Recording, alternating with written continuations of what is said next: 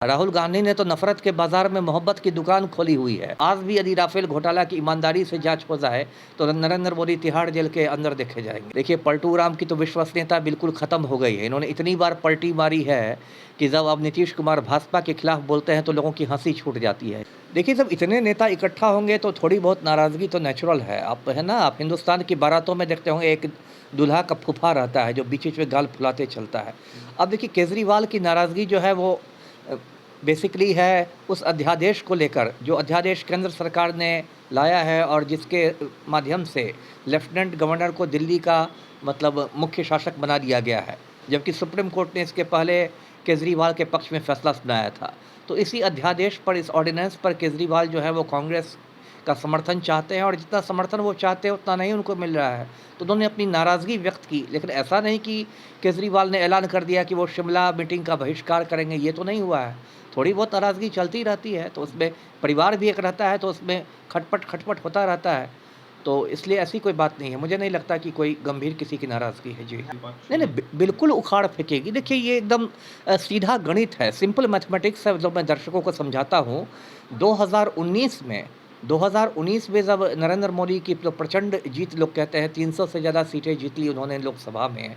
आप यदि वोटों का प्रतिशत देखिए, परसेंटेज देखिए, तो भाजपा को सिर्फ 37% वोट मिले थे और 63% वोट जो थे वो भाजपा के विरोध में गए थे, विपक्षी दलों को गए थे। और भाजपा की जीत इसलिए हो गई थी क्योंकि विपक्ष के वोट बट गए थे। तो यदि 1 टू 1 फाइट होता है, यानी हर सीट पर विपक्ष एक साझा प्रत्याशी उतार देता है भाजपा के खिलाफ, तो फिर आप बताइए 37% और 63% में क्या तुलना है? तब तो ये भाजपा का सुपड़ा साफ हो जाएगा। और जो मोदी जी कहते हैं कि मैं फ़कीर हूँ, झोला उठा के चल लूँगा, तो अब तो उनको अपना झोला तैयार कर लेना चाहिए, है ना? फ़कीर को अपना झोला पैक करना शुरू कर देना चाहिए। जी। अब ये सब तो भाजपा नेता नहीं बोलेंगे तो कौन बोलेगा, है ना? वो तो मोदी के ही रहमो करम पर है। और दूसरा एक गोदी मीडिया है जिसके बिकाऊ चैनल ये बात बोलते हैं। लेकिन ऐसा कुछ नहीं है। अभी आप अमेरिका यात्रा में तो नरेंद्र मोदी की समझिए बहुत फ़ज़ीहत हुई है ना? वहाँ मोदी गए तो 70 सांसदों ने, अमेरिका के संसद को कांग्रेस कहते हैं, 70 कांग्रेसमैन ने राष्ट्रपति जो बाइडेन को खत लिखकर कहा कि नरेंद्र मोदी का मानवाधिकार रिकॉर्ड बहुत ही ख़राब है, भारत में अल्पसंख्यकों पर हमले हो रहे हैं, प्रेस की आज़ादी पर संकट है। उसके बाद जो वहाँ पूर्व अमेरिकी राष्ट्रपति बराक ओबामा है, उन्होंने CNN को इंटरव्यू दिया और ओबामा ने कहा कि मुसलमानों की रक्षा यदि नहीं होती है तो भारत टूट जाएगा, है ना? और वहाँ मोदी का बहुत विरोध किया गया। वहाँ लोगों ने प्राइम मिनिस्टर ऑफ इंडिया की जगह क्राइम मिनिस्टर ऑफ इंडिया लिखा। सबरीना सिद्दीकी एक पत्रकार है वॉल स्ट्रीट जर्नल की, उसने मोदी से सवाल किए तो ये तो पानी गटकने लगे। तो वहाँ तो राहुल गांधी की जो धूम मची थी, तो मोदी तो कहीं उसके मतलब टक्कर में नहीं रहे। तो ये तो अब गोदी मीडिया में चारण भाट बैठे हुए हैं, मोदी जी करते हैं। ऐसा कोई डंका नहीं बज रहा। अभी तो कर्नाटक में इनकी लंका लग गई है ना? कर्नाटक में गली गली घूमे थे मोदी जी, तब भी भाजपा की इतनी करारी हार हुई। तो ऐसा कोई नहीं है। जी। नहीं, ये भ्रष्टाचारियों की बैठक है, तो भाजपा में कौन सदाचारी लोग बैठे हुए हैं?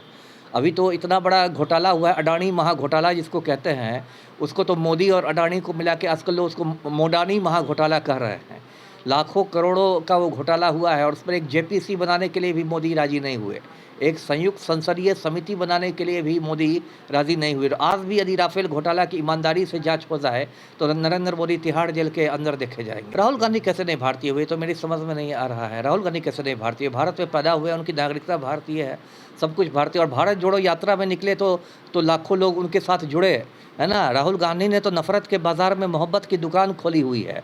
और ये लोग जो जिस तरह से भाजपा जो भारत जलाओ पार्टी बन गई है और हिंदू मुसलमान के नाम पर लोगों को लड़ाती है और बस नफ़रत का जहर फैलाती है, और कोई मोदी का विरोध करे तो उसको पाकिस्तान भेजने लगती है।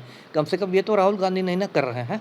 तो उनका तो कद बहुत ऊंचा हुआ है। खास के भारत जोड़ो यात्रा के बाद तो वो एक बहुत गंभीर और परिपक्व नेता के रूप में उभरे हैं। और ये भाजपाइयों का क्या हाल है? यहाँ तो उनका सांसद है ब्रजभूषण शरण सिंह, माफिया डॉन है ना? 40-40 केस हैं ब्रजभूषण शरण सिंह पर, महिला पहलवानों की छाती दबाते घूमता है। और हमारे प्रधानमंत्री जो है मोदी जी, वो ब्रजभूषण शरण सिंह का बॉडीगार्ड बन गए हैं, अंगरक्षक बन गए हैं। जी। आम आदमी का जो रसोई घर है वो सिलेंडर मुक्त हुआ है ना, तो इसलिए भारत को अब मोदी मुक्त बनाना जरूरी है। दूल्हा तो मुझे दो ही दिखाई दे रहे हैं, एक राहुल गांधी और दूसरा मल्लिकार्जुन खड़गे। है ना। राहुल गांधी विपक्ष के सबसे कद्दावर नेता हैं, तो उन्हीं की उम्मीद है प्रधानमंत्री बनने की। यदि किसी वजह से वो नहीं बनते हैं, कोई तकनीकी कारण से, या खुद कुर्सी को ठुकरा देते हैं, तो मल्लिकार्जुन खड़गे जो कांग्रेस अध्यक्ष हैं, दलित चेहरा है, उनके प्रधानमंत्री बनने की पूरी उम्मीद है जी। अब नीतीश कुमार को कौन देखिए, पलटू राम की तो विश्वसनीयता बिल्कुल ख़त्म हो गई है। इन्होंने इतनी बार पलटी मारी है कि जब अब नीतीश कुमार भाजपा के खिलाफ बोलते हैं तो लोगों की हंसी छूट जाती है। बिहार में नीतीश कुमार अनुकंपा के आधार पर मुख्यमंत्री बने हुए हैं। इनसे ज़्यादा विधायक तेजस्वी यादव के पास है। कायदे से तेजस्वी को सीएम बनना चाहिए था, लेकिन भतीजा ने चाचा को अनुकंपा के आधार पर सीएम बनवा दिया है। तो सीएम बने हुए हैं, वही उसी में इनको खैर मनाना चाहिए। प्रधानमंत्री बनने की बात करेंगे तो इनका हाल आडवाणी जी वाला हो जाएगा, जो पिछले 50 साल से भावी प्रधानमंत्री हैं।